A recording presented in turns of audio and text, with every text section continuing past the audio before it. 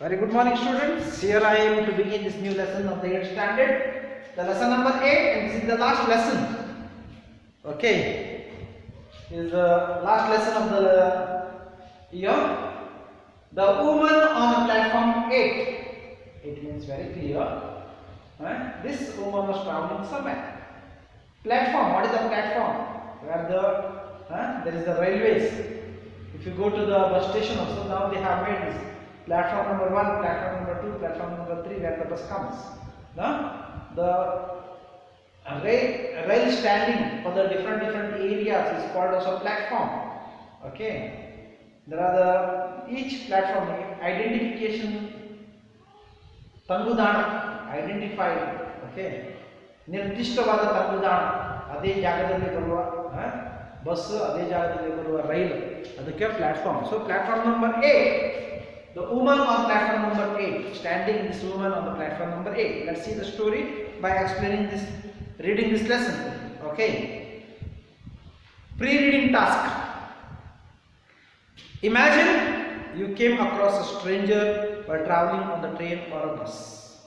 Have you ever come across the stranger, unknown person while traveling in the train?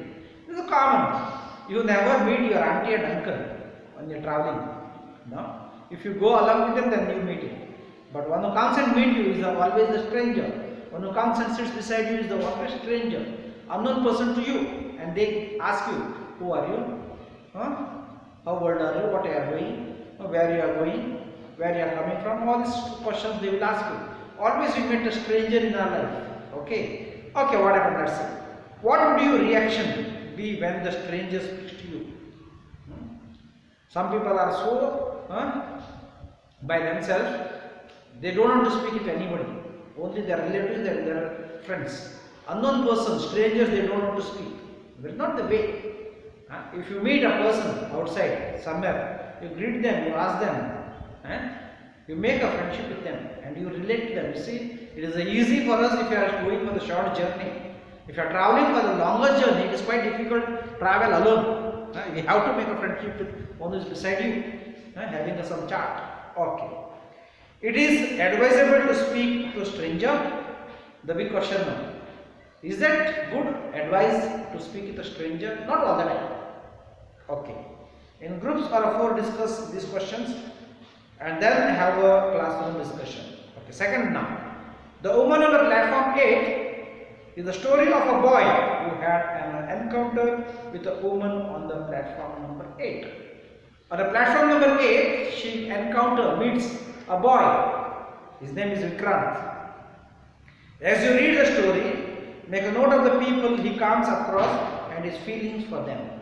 Okay, let's see while reading what is the feeling these people have in their heads. Let me read. Now begins the class begins from here. The lesson begins from here.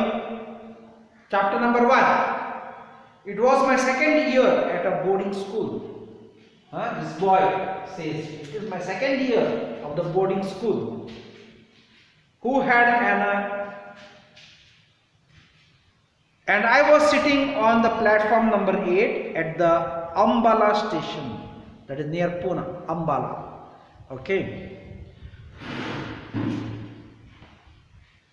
Waiting for a northbound train. I think I was about to travel at the time. My parents consider me old enough to travel alone. My parents thought that I can travel alone. I had arrived by bus at Ambala early in the morning. Now there was a wait till midnight before my train arrived. Morning I arrived at Ambala and my train going back was from the other place to Ambala to other place. It was in the midnight, in the late night. Early in the morning he arrived by bus. He had arrived by bus at Ambala early in the morning. Now there was a wait till midnight before my train arrived. Most of the time I had been facing up and down the platform, browsing at the book stall or feeding broken biscuits to stay docks. Train comes and went, train came and went, and the platform would be quiet for a while, and then when the train arrived, it would be an information of hearing. Shouting, agitated human bodies. As the carriage doors opened, a tide of people would sweep down upon the nervous little ticket collector at the gate, and even time this happened, I would be coached in the rush and swept outside the station. I tried this game and ambling about the platform, I sat down on the suitcase and gazed dismay across the railway tracks. Okay, his train is not arrived, but the other trains are coming and going. Passengers are moving, and here he was spending his time giving the piece of a biscuit to a dogs. Even the postmaster, train master was on the gate of the door. And all this view he has seen it. Now let's see what happens in the second paragraph. Are you all alone, my son? Asked a soft voice close behind me. From behind, very soft voice, somebody asking, are you alone, my son? I looked up and saw a woman standing near me, and I saw one woman was standing beside me, near me. She was leaning over, and I saw a pale face and dark kind of eyes. She wore no jewels and was dressed very simply in a white saree. Okay, there were no jewels, no gold, no ornaments. Okay, her eyes are kind but black. But she was dressed with a white saree. Yes, I am going to school, I said, and stood up respectfully. She seemed poor, but there was a dignity about her that commanded respect. The way she was speaking, the way she was standing, it was understood she as respected something. So, she the command of respect that is understood by her. Look, I have been watching you for some time, she said. Did not your parents come to see you off? They have not come to see you before going to school. They have not come to drop you here. Okay, to say bye to you. I don't live here, I said. I have to change the train. Anyway, I can travel alone. So I am not living here. He is in the Ambala station and he meets this woman on the platform number 8. Okay, and she asks, your parents have not come to leave you? And he answers, I am not from here. Okay, now I know I can travel alone. I am sure you can, she said. And I liked her for saying that, and I also liked her for simplicity of her dress and for her deep soft voice and the serenity of her face. And that is what he likes about her, simplicity. Poor, her dress, simplicity of her dress and her deep soft voice and the serenity, a concern on her face. Tell me, what is your name? She asked. Arun, I said. And how long do you have to wait for your train? About an hour, I think. It comes at 12 o'clock. It means maybe it was 11 o'clock. This lady asked him, how long you have to wait? Maybe 12 o'clock. It comes. Then come with me and have something to eat. And she is asking, come and eat something with me. I was going to refuse out of shyness and suspicion. Okay, shy, no?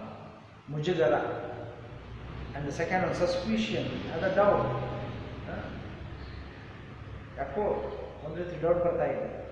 But she took me by the hand, and then I felt it would be silly to pull my hand away. Even she took my hand to take me to eat something. When I thought of just to pull out my hands out of her hands, she told her coolly to look after my suitcase. Then she led me away down the platform. Her hand was gentle and she held mine neither too firmly nor too tightly. She was holding my hand, not tight, not soft. Normally she was holding my leg. I looked up at her again. She was not young and she was not old. She was not young also, she was not old also. She is in the normal age. Now comes the chapter 13. She took me into the station dining room, ordered samosa, jalebis and tea. And at once I began to talk and take a new interest in this kind woman. And now I started taking interest over this woman. The strange encounter had little effect on my appetite. ನನ್ನ ಜೀರ್ಣಾಂಗ, okay, appetite is the ಜೀರ್ಣ ಶಕ್ತಿ, ಅದರಲ್ಲೂ ಸ್ವಲ್ಪ interest ನೋಡ್ತು. I was hungry, school boy, and I ate as much as I could in as a polite a manner as possible. She took obvious pleasure in watching me eat, and this cemented our friendship, made a close relationship.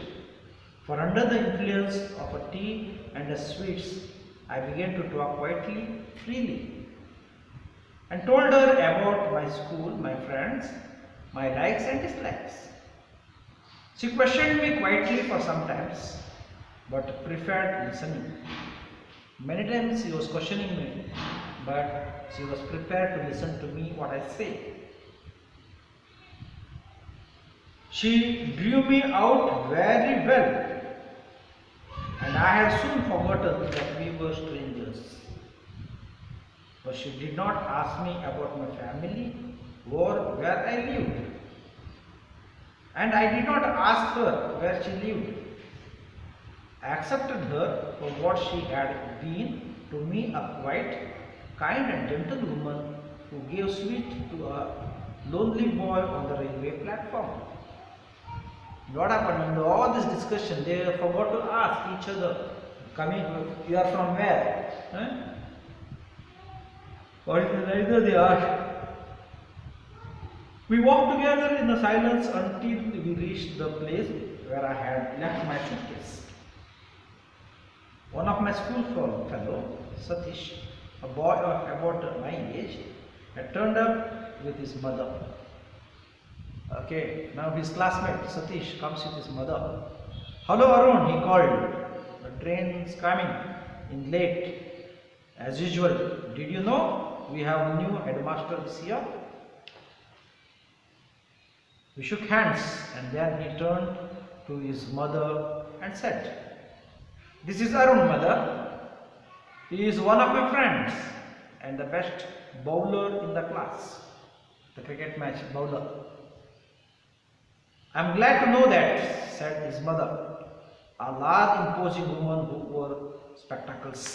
She looked at the woman who held my hand and said, "And I suppose you are Arun's mother?" I opened my mouth to make some explanation, but before I could say anything, the woman replied, "Yes, I am Arun's mother." See the concern of this lady, unknown lady, meets them on the platform.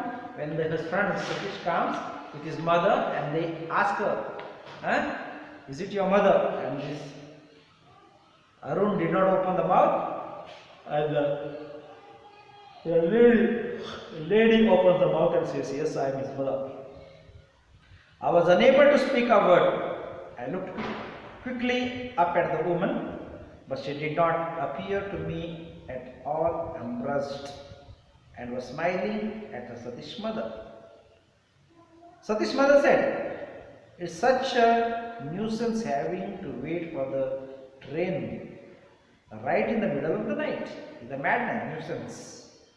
But one can't let the child wait here alone." Anything can happen to a boy at a big station like this, and there are so many suspicious characters hanging around. These days, one has to be very careful of strangers. Now see, the Satish mother is speaking about the strangers, okay, unknown person. But this lady was unknown to him. She is a stranger to Arun. Okay, see the reactions now. Arun can travel alone though, said the woman beside me. And somehow I felt grateful to her for saying that. I had already forgiven her for lying, and besides, I had taken an instinctive dislike for a Satish mother. Well, be very careful, Arun, said Satish mother, looking sternly at me through her spectacles. Be very careful when your mother is not with you, and never talk to strangers. I looked from Satish mother to the woman who had given me a tea and a sweets, and then back at Satish mother. I like strangers, I said. Satish mother definitely struggles a little, as obviously she was not used to being contradicted by small boys. There you are, you see, if you don't watch over them all the time, they will walk straight into a trouble. Always listen to what your mother tells you, she said, wagging a fat little finger at me, and never talk to a stranger. Okay, wagging a finger. Better ತೋರಿಸ್ಕೊಂಡು ಹಿಡಿದು. I glared resentfully at her and moved closer to a woman who had befriended me. Satish was standing behind his mother, grinning at me, delighting in my clash with his mother. Apparently, he was on my side. The station bell glanced, and the people who had till now been sweating and registering on the platform began bustling about. A lot of people started coming in.